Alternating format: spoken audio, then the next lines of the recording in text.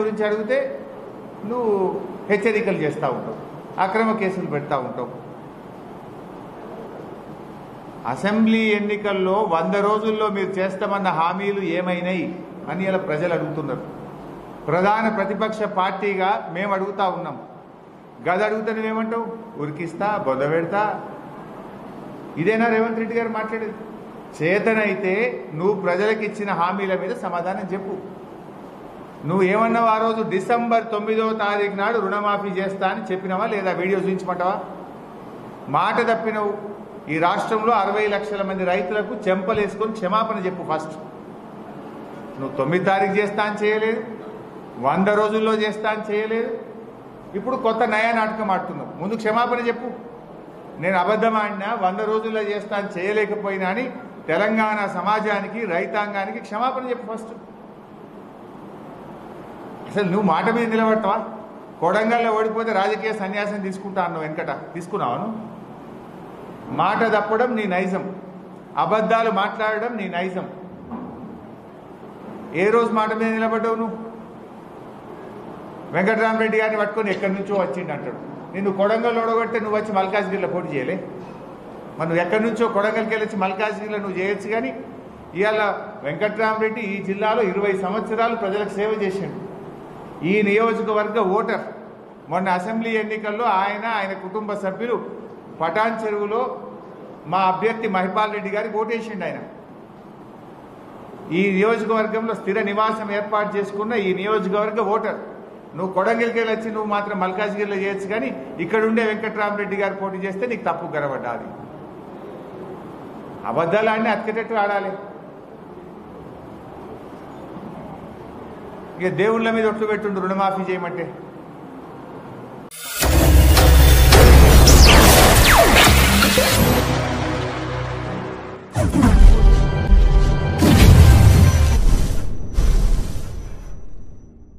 కాయగొరకుడు మాటలు మాట్లాడాడు తప్ప ఒక్కటన్నా మెదక్కు పనికొచ్చే మాట మాట్లాడలేదు. ఆయన నిలబడ్డ మెదక్ రామ్దాస్ చౌరస్తానే కేసీఆర్ మెదక్ ఏం చేసిండో అని చెప్పడానికి ఒక సాక్ష్యం. నీ కాంగ్రెస్ హయాంలో రామ్దాస్ చౌరస్తా ఎట్లుండే, ఇవాళ రామ్దాస్ చౌరస్తా ఎట్లున్నది? నువ్వు నామినేషన్ చేసిన కలెక్టరేట్ ఎక్కడిది? అసలు మెదక్ జిల్లా ఎవరు చేసిండ్రు? నువ్వు నామినేషన్ చేసిన ఆ కలెక్టరేట్ బిల్డింగ్ ఎవరు కట్టిండ్రు మిస్టర్ రేవంత్ రెడ్డి అని నేను అడుగుతా ఉన్నా. కనబట్టలేదా? ఇందిరాగాంధీ గారు మెదక్ను జిల్లా చేస్తా అని నీ కాంగ్రెస్ పార్టీ మోసం చేస్తే మెదక్ జిల్లా అనే కళను, దశాబ్దాల కళను నిజం చేసింది కేసీఆర్. ఆ జిల్లా అయింది కనుకనే నువ్వు ఇలా నామినేషన్ వేయడానికి మెదక్ వచ్చినావు. జిల్లా కాకపోతే ఈ నామినేషన్ సంగారెడ్డిలో పడుతుండే. మెదక్ జిల్లా కాకముందు ఏడేసిన నామినేషన్ సంగారెడ్డిలో వేస్తుండే. కేసీఆర్ మెదక్ జిల్లా చేసిండు గనక, ఈడ కలెక్టరేట్ కట్టిండు గనక నువ్వు నామినేషన్ వేయడానికి మెదక్ వచ్చినావు. అంటే నిన్ను మెదక్కు రప్పించిన ఘనత కేసీఆర్ది, బీఆర్ఎస్ పార్టీది. నువ్వు నామినేషన్ చేసిన కలెక్టరేట్ బిల్డింగు కళ్ళు సరిపోయినంత అద్భుతమైన భవనం కట్టిండు కదా. అన్ని జిల్లా ఆఫీసర్ల సముదాయాన్ని మెదక్కు తెచ్చి మెదక్ ప్రజలు సంగారెడ్డికి వెళ్లకుండా మెదక్ ప్రజల కష్టాలను తెచ్చింది కేసీఆర్, బీఆర్ఎస్ పార్టీ కాదా? ఇలా మా జర్నలిస్టులకు కూడా ఒక ఆఫీస్ వచ్చింది. లేకపోతే సంగారెడ్డి హెడ్ ఆఫీస్, మీకు యూనిట్ ఆఫీసు. అంటే ఆ కలెక్టరేట్లను నామినేషన్ వేసి ర్యాలీ పెట్టినవే, కలెక్టరేట్ నుంచి రామ్దాస్ చౌరస్తా దాకా వేసిన 4 లైన్ రోడ్ ఎవలేసిండు కేసీఆర్? అయిపోతే సింగిల్ రోడ్ ఉండే నీ కాంగ్రెస్ గవర్నమెంట్లా, సింగిల్ రోడ్. ఇవాళ 4 లైన్ రోడ్ వేసి ఆ బటర్ఫ్లై లైట్లలో పోయినావు కదా నువ్వు. కనవల్లే నీకు ఆ 4 లైన్ రోడ్? కనవల్లే ఎస్పీ బిల్డింగ్? కనవల్లే జిల్లా సమీకృత సముదాయం? కనవల్లే రామ్దాస్ చౌరస్తా? అక్కడి నుంచి చూస్తే కనబల్లే వెజ్ నాన్ వెజ్ మార్కెట్? కనబల్లే నీకు బ్రిడ్జు? అదేంటి మంబోజ్పల్లి బ్రిడ్జ్ కనవల్లే నీకు? ఎంత అద్భుతంగా చేసినాం. నీ హయాంలో గణపురం కాలువ మొత్తం తుప్పు పట్టిపోయి యాడికాడ పగులు పెడితే గణపురం కాలువను ఆధునీకరించి చిట్ట చివరి భూములకు నీళ్లు ఇచ్చింది కేసీఆర్, బీఆర్ఎస్ కాదా? అరే 3 జిల్లాలు చేసి 3 మెడికల్ కాలేజ్ ఇచ్చింది కేసీఆర్ కాదా? మెదక్ మెడికల్ కాలేజ్ ఎవరిచ్చిండ్రు? కేసీఆర్ ఏం చేయాలి అని అబద్ధాలు మాట్లాడుతూ నువ్వు మోసం చేసినావు. 7 రూపాయల అమ్మవారికి కేసీఆర్ 100 కోట్ల రూపాయలు ఇస్తే ఇచ్చిన 100 కోట్లను వాపస్ తీసుకొని ఇవాళ మెదక్కు అన్యాయం చేసింది రేవంత్ రెడ్డి. తప్పకుండా ఏడుపాయల అమ్మవారి ఉసురు తగులుతుంది నీకు. అమ్మవారికి అన్యాయం చేసినావు నువ్వు. ఆ అమ్మవారికి కేసీఆర్ 100 కోట్లు ఇస్తే ఆ 100 కోట్లు జీవో రద్దు చేసి ఇచ్చిన డబ్బుల్ని వెనక్కి తీసుకొని మెదక్కు తీరని అన్యాయం చేసిండు రేవంత్ రెడ్డి. 3 జిల్లాలు చేసిండు కేసీఆర్, 3 ప్రభుత్వ మెడికల్ కాలేజీ పెట్టిండు కేసీఆర్. మెదక్కు రైలు రావడానికి రాష్ట్ర ప్రభుత్వ ఖజానా నుంచి డబ్బులు ఇచ్చి రైల్వే అధికారులతో మాట్లాడి 100 కోట్ల రూపాయలు రాష్ట్ర ప్రభుత్వం నుంచి ఇస్తే ఇవాళ మెదక్కు రైలు వచ్చింది. మీరు పట్టించుకోలే. మెదక్ రైలు వచ్చిందంటే కేసీఆర్ 100 కోట్ల రూపాయలు ఇచ్చి భూసేకరణ చేసి శ్రద్ధ పెడితే ఇవాళ కేసీఆర్ కృషితో మెదక్కు రైలు వచ్చింది. ఈ మెదక్ పార్లమెంట్లో యూనివర్సిటీలు వచ్చినాయన్నా, రైళ్లు వచ్చినాయన్నా, ఇది కేసీఆర్ కృషి. ముఖ్యమంత్రి గారి వ్యవహారం ఏంటంటే ఓ నెత్తి కత్తి లేనట్లు. ఎటువంటి అంటే ఇక్రిసాట్ ఇందిరాగాంధీ తెచ్చింది అంటాడు. ఇక్రిసాట్ ఎవరు తెచ్చిండ్రు? ప్రధానమంత్రిగా ఆనాటి ప్రధానమంత్రి చరణ్ సింగ్ గారు ఇక్రిసాట్కు శంకుస్థాపన చేశారు. చరణ్ సింగ్ గారు ఇక్రిసాట్ ఇస్తే నువ్వు ఇందిరాగాంధీ ఇచ్చిందని అబద్ధం ఆడుతుంది. బిహెచ్ఎల్ కూడా ఇందిరాగాంధీ ఇచ్చిందంటివి. ఇందిరాగాంధీ పోటీ చేసింది ఎప్పుడే మెదక్లో? 1980. బిహెచ్ఎల్ ఎప్పుడు వచ్చింది? 1952. 1952 వచ్చింది. వీళ్ళ నాయన 1970, వీళ్ళ అన్న 1977లో బిహెచ్ఎల్ ఉద్యోగి. మరి ఇందిరాగాంధీ వచ్చింది 1980. వీళ్ళంటాడు బిహెచ్ఎల్ కూడా ఇందిరాగాంధీ తెచ్చిందంట. ఇక నోటికి మొక్కాలు అబద్ధాలు ఆడడంలో ఏదైనా అవార్డు ఇస్తే ఆస్కార్ అవార్డు మన రేవంత్ రెడ్డి గారికి వస్తుంది. ఫస్ట్ బిహెచ్ఎల్ మొదలు పుట్టిందా, ఇందిరాగాంధీ మొదలు పోటీ చేసింది అయినా? ఏది పడితే అదేనా ఇక అబద్ధాలు ఆడితే? ఏమన్నా మాట్లాడితే ఉరికిచ్చి కొడతా, బొంద పెడతా, పేగులు మెడలు వేసుకుంటా, మానవ బాంబులైతా, కనుగుడ్లతో ఆడుకుంటా, పీక్తా, ఏక్తా. ముఖ్యమంత్రి కుర్చీలో కూర్చుంటోడు మాట్లాడే మాటలా? ఇదేనా నువ్వు మాట్లాడాల్సింది? ఏం పోయేగాలం? ఇది పద్ధత, ఇది సంస్కారం. మనం హామీల గురించి అడిగితే నువ్వు హెచ్చరికలు చేస్తూ ఉంటావు, అక్రమ కేసులు పెడతా ఉంటావు. అసెంబ్లీ ఎన్నికల్లో 100 రోజుల్లో మీరు చేస్తామన్న హామీలు ఏమైనాయి అని ఇలా ప్రజలు అడుగుతున్నారు. ప్రధాన ప్రతిపక్ష పార్టీగా మేము అడుగుతా ఉన్నాం. గది అడుగుతా నువ్వేమంటావు? ఉరికిస్తా, బొంద పెడతా. ఇదేనా రేవంత్ రెడ్డి గారు మాట్లాడేది? చేతనైతే నువ్వు ప్రజలకు ఇచ్చిన హామీల మీద సమాధానం చెప్పు. నువ్వు ఏమన్నావు ఆ రోజు? డిసెంబర్ 9వ తారీఖు నాడు రుణమాఫీ చేస్తా అని చెప్పినావా లేదా? వీడియో చూపించమంటావా? మాట తప్పినవు.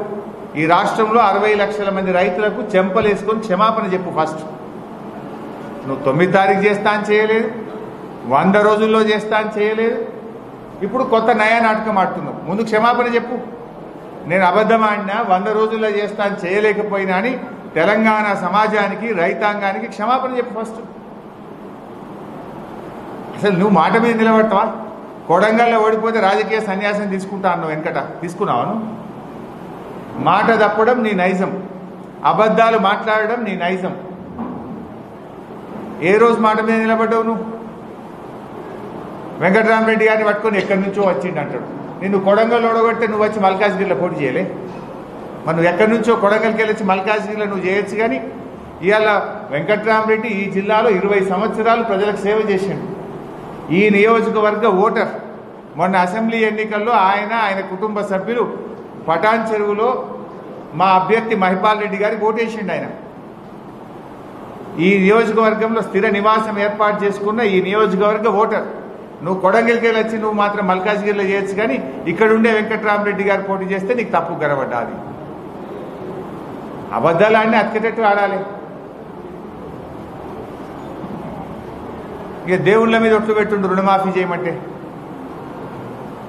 నువ్వు 100 రోజులు నీ టైం దొరకలేదా? 100 రోజులు చేయకుండా ఎగబెట్టినాడు. నువ్వు రేపు ఎగబెట్టవని గ్యారెంటీ ఏంది? రేవంత్ రెడ్డిని, కాంగ్రెస్ పార్టీని ఎన్నికల్లో ఓడగొడితేనే రుణమాఫీ అవుతుంది. ఆయన దిగిపోడు కదా ఓడిపోతే. రాహుల్ గాంధీ ప్రధానమంత్రి అయ్యేది లేదు, రేవంత్ రెడ్డి ఏం దిగిపోయేది లేదు. ఈడ ఓడగొడితేనే, రేపు సురుకు పెడితేనే నువ్వు ఇచ్చిన హామీలు అమలు చేయలేదు కనుక అప్పుడు నువ్వు కళ్ళు తెరిచే అవకాశం ఉంటుంది. వాళ్ళకి అహంకారం నెత్తికెక్కింది. కాంగ్రెస్ వాళ్ళకు, మంత్రులకు కానీ, కాంగ్రెస్ నాయకులు కానీ అహంకారం నెత్తికెక్కి విర్రవీగుతున్నది. ఇవాళ ఆ అహంకారాన్ని దించాలి. కాంగ్రెస్ నేల మీదికి రావాలంటే వెంకట్రామరెడ్డి పార్లమెంటుకు పోవాలి. అహంకారంతో విర్రవీగుతున్న కాంగ్రెస్, గాలిలో తేలియాడుతున్న కాంగ్రెస్ భూమి మీదకి రావాలంటే బీఆర్ఎస్ పార్టీ గెలిచి వెంకట్రామరెడ్డి పార్లమెంటుకు పోవాలి.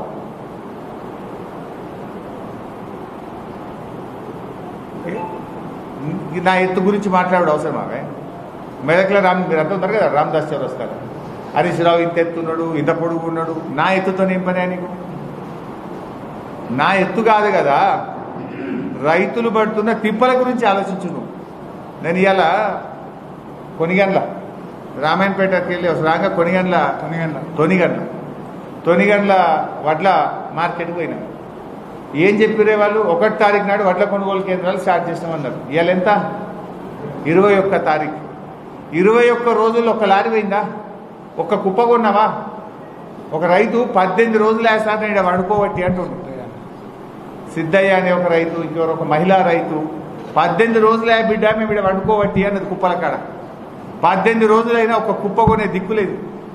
ఇంకొక రైతు ఎవరో మాట్లాడిండి అక్కడ ఏమని, నాటి బీఆర్ఎస్ ప్రభుత్వ హయాంలో వానబడి మొలకలెత్తిన వడ్లు కూడా కొన్నారు సార్.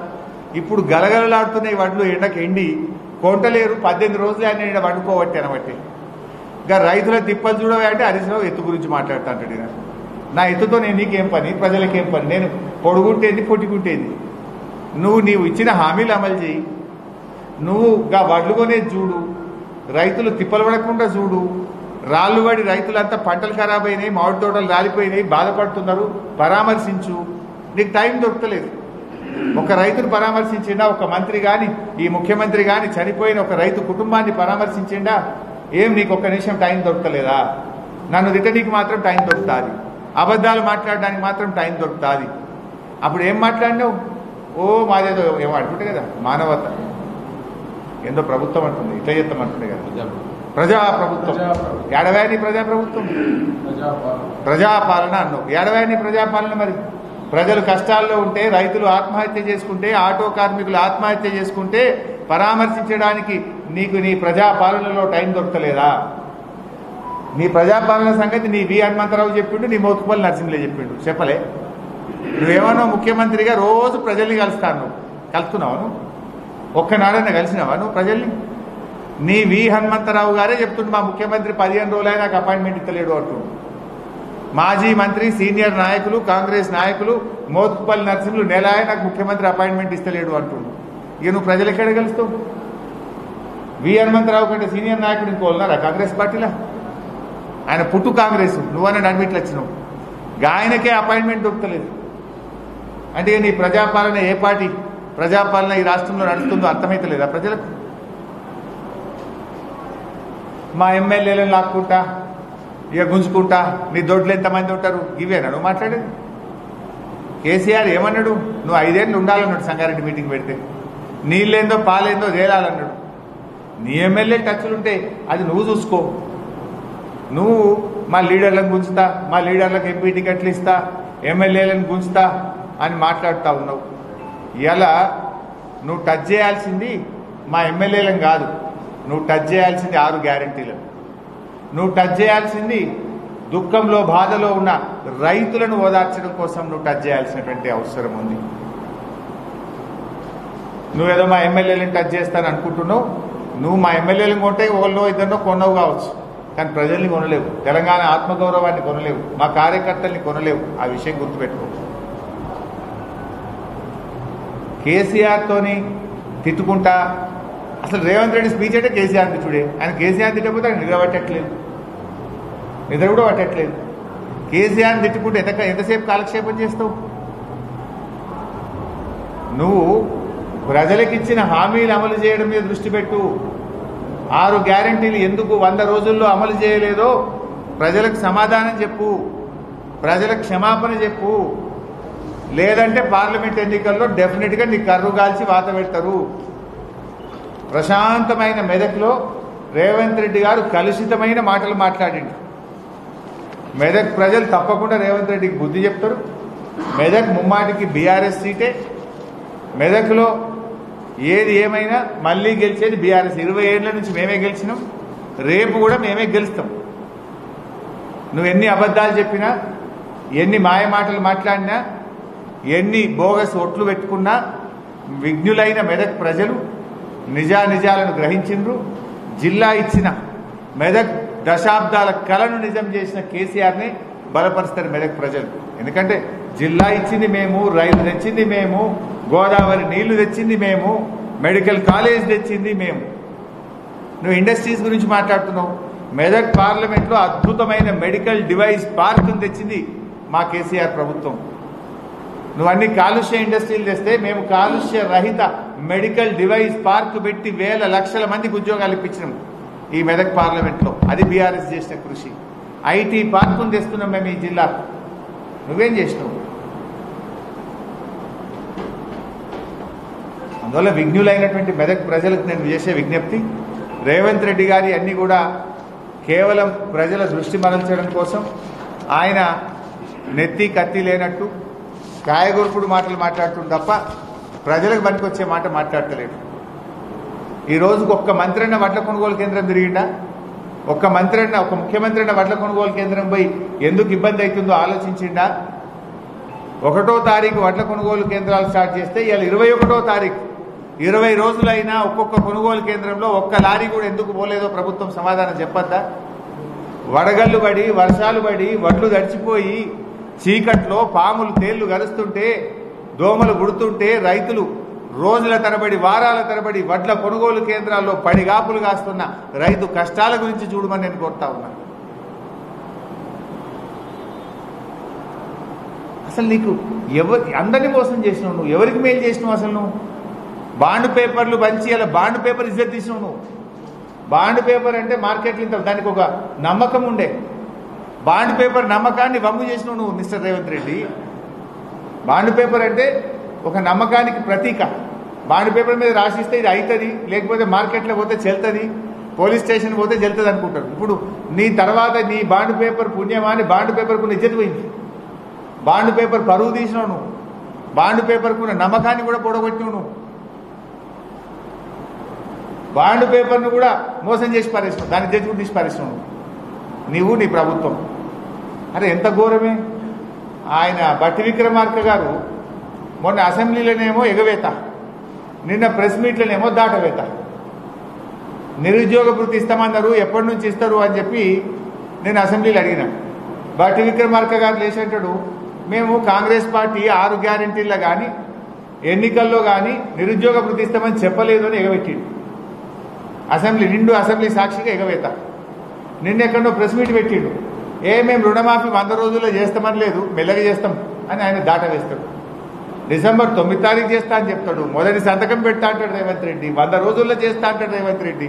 బట్టి విక్రమార్కనేమో మేము మెల్లగా చేస్తాం భయ్, మేము 100 రోజుల్లో చేస్తామని చెప్పలే అని దాట వేస్తాడు. అంటే కాంగ్రెస్ అంతా ఎగవేత దాటవేత. నిరుద్యోగ భృతిపై ఎగవేత, రుణమాఫీపై దాటవేత. పోటీ పడుతున్నారు రేవంత్ రెడ్డి బట్టి విక్రమార్క. అబద్ధాలు ఆడుట్లా ఆయన కంటే నేను ఎక్కువ అబద్ధాలు ఆడాలి, ఆయన కంటే నేను ఎక్కువ అబద్ధాలు ఆడాలి. ఇదేనా మీరు? అబద్ధాల పోటీ పట్టారు. ప్రజలకు సేవ చేయడంలో, హామీలు అమలు చేయడంలో, మెరుగైన పాలన అందించడంలో పోటీ పడండి. ఇదేం పోటీ? Thank you. ఏమైనా స్కూల్ మాజా మొన్న కూడా చాయ్యలే మా వాళ్ళు, ఇలా కూడా మాజా ఆడేది కదా.